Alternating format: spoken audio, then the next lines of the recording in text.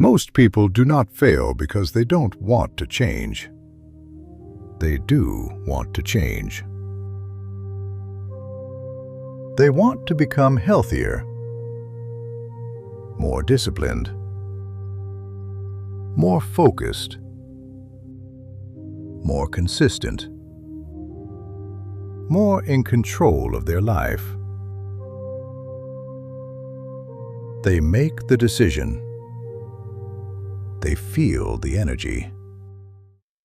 They imagine the better version of themselves.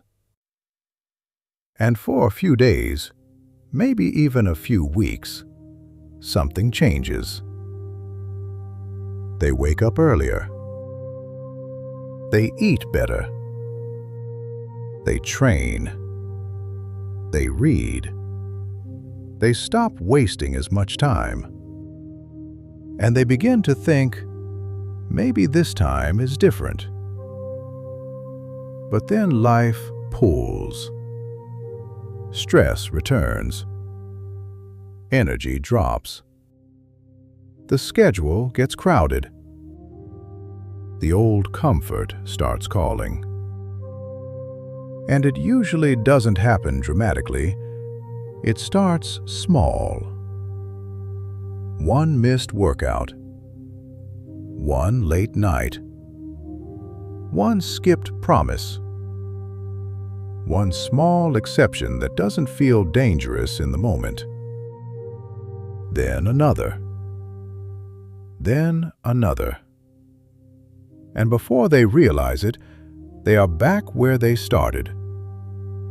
Same routine. Same excuses. Same frustration. Same quiet disappointment.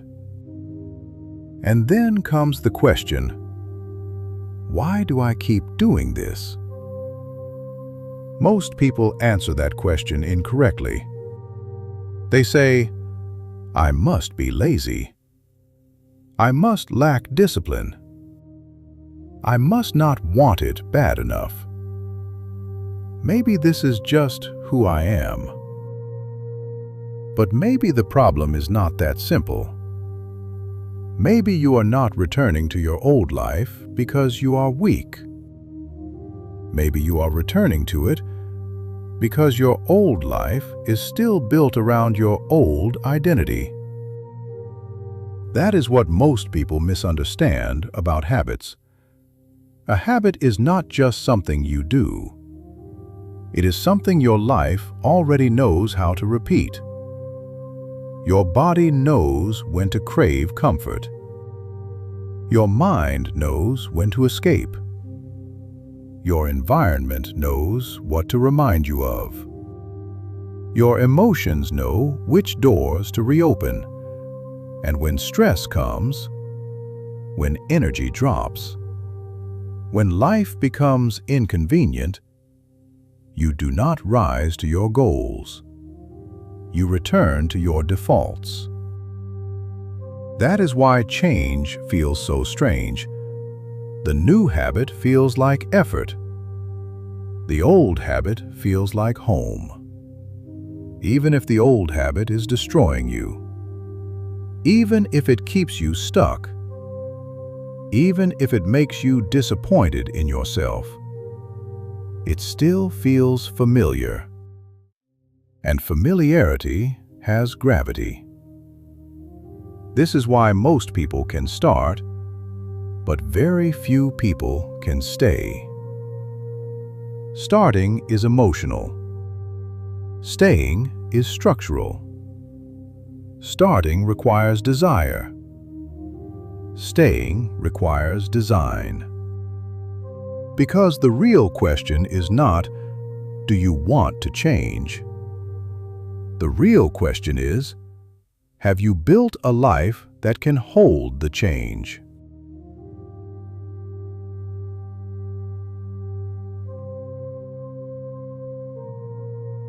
Motivation is powerful, but it is not reliable. It can start the change. It can wake you up. It can make you believe that this time will be different. But motivation was never meant to carry an entire life. That is where most people make the mistake. They feel motivated and mistake that feeling for a foundation. They think, this time is different because I feel different.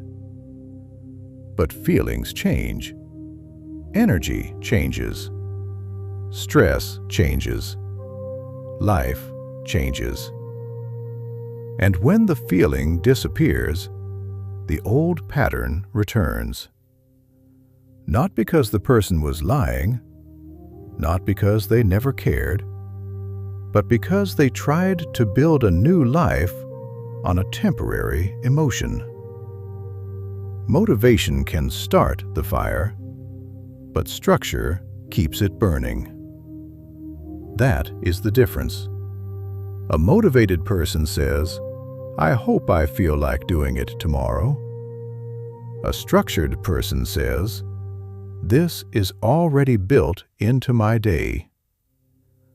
One relies on emotion. The other relies on design. And design wins, because design does not need to feel inspired. A system does not care if you are tired. A system does not care if you are excited. A system does not care if the day feels perfect. A system simply gives your behavior a place to go. That is why disciplined people are often misunderstood. From the outside, people think they have more willpower. But many times, they simply have fewer negotiations. They do not wake up and ask, should I do this today? They already decided. They already arranged the environment. They already reduced the friction. They already made the next step obvious. That is what a good system does. It removes unnecessary decisions. It protects you from your weaker moments. It makes the right action easier to repeat. Because the truth is, you will not always feel strong. There will be days when you are tired, days when you are distracted, days when the old version of you sounds convincing. And on those days, motivation will not be enough. You need something stronger than a feeling. You need a structure that carries you when emotion cannot. The goal is not to become superhuman. The goal is to stop making discipline harder than it has to be. Motivation asks, do I feel ready? A system asks, what happens next?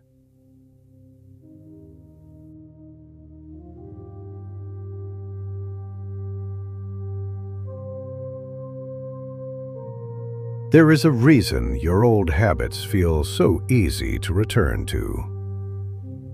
Your life remembers them. Your room remembers them. Your phone remembers them. Your schedule remembers them. Your environment remembers the version of you that you are trying to outgrow. That is why change often feels like a fight. You are not only fighting a habit, you are fighting a structure that was built around the old you. The same phone beside your bed, the same snacks in the kitchen, the same late-night routine, the same easy escape. Everything around you keeps whispering, "Come back." Most people underestimate this. They think discipline means overpowering their environment, every day, forever. But that is exhausting. A wiser person does not only try to become stronger, they make weakness harder to access. They remove the easy path back. They change what is visible. They change what is convenient. They change what is available. They change what the room is asking them to become. Because every environment has a direction. Some environments pull you toward focus. Some pull you toward distraction. Some pull you toward discipline. Some pull you toward comfort. And if you are constantly falling off, you have to ask a serious question. Is my life designed for the person I say I want to become, or the person I keep returning to? That question can be uncomfortable, because it removes the illusion that habits happen in isolation. They do not. Habits live inside systems, inside routines, inside rooms, inside relationships, inside the small decisions you stopped noticing. If your phone is the first thing you touch in the morning, your day begins with reaction. If your workspace is full of distractions, your focus begins at a disadvantage. If your evenings have no structure, your old comforts will create one for you. The old version of you does not need a plan. It already has one. That is why the new version of you must be designed intentionally, not vaguely, not emotionally, intentionally. You have to decide what belongs in your environment and what no longer does. What supports your future and what quietly protects your past. This is where discipline becomes less about force and more about architecture. You are building a life where the right action becomes easier to repeat, where the wrong action becomes harder to fall into, where the person you want to become has somewhere to live. Because that is the truth most people miss. A new identity needs a new environment. The goal is not to create a perfect life. The goal is to create a life that stops pulling you backward. Because once your environment begins supporting your intention, change no longer feels like you are dragging yourself uphill alone. Your life begins helping you. Your structure begins carrying you. Your routines begin protecting you. And that is when habits begin to last. Not because you became perfect, but because you finally stopped building your future inside a life designed for your past.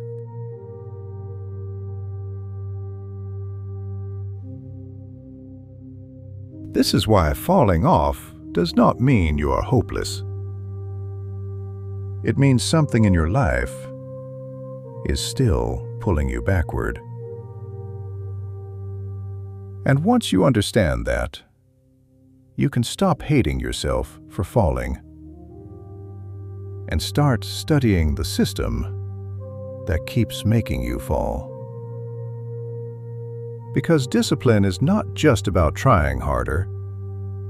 It is about building better routines, better environments, better defaults, better structures around the person you are trying to become. The goal is not to feel motivated forever. No one does. The goal is to build a life where the right actions are easier to repeat and the old patterns are harder to return to. So the next time you fall off, do not only ask, "Why am I like this?" Ask, "What part of my life is still designed for the old me?" Because that question changes everything. It moves you from shame to awareness, from awareness to design, and from design to identity. You do not become consistent by accident. You become consistent by building a life that can hold consistency. And once you do, the habit is no longer something you keep forcing. It becomes evidence of who you are becoming.